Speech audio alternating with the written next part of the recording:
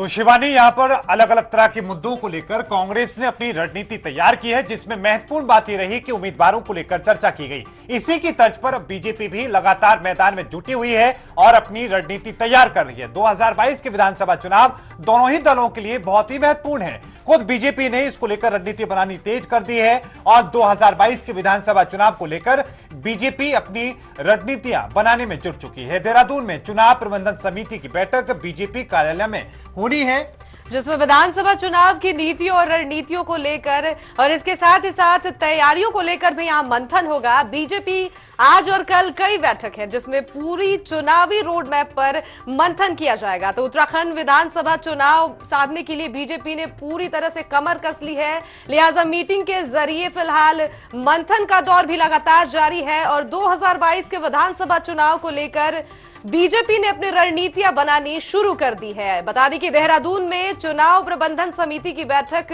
BJP कार्यालय में होनी है, जिसमें विधानसभा चुनाव की नीतियों और रणनीतियों को लेकर तैयारियों का मंथन भी होगा।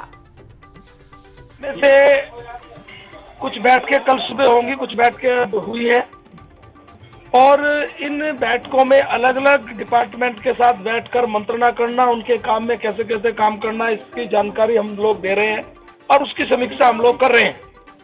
तो आज चुनाव प्रभारी, चुनाव सह प्रभारी लोकेट चड्डर जी, आरपी सिंह जी और प्रहलाद जोशी जी, सभी लोग इस बैठक में प्रतिभाग कर रहे हैं। इससे अलग एक बैठक अभी हमारी हुई है और हमारे जो छोटा कोर ग्रुप है उसकी बैठक, यानी कुल मिलाकर चुनाव का क्या हम लोगों ने अभी तक कर रहे हैं, क्या आगे होना है।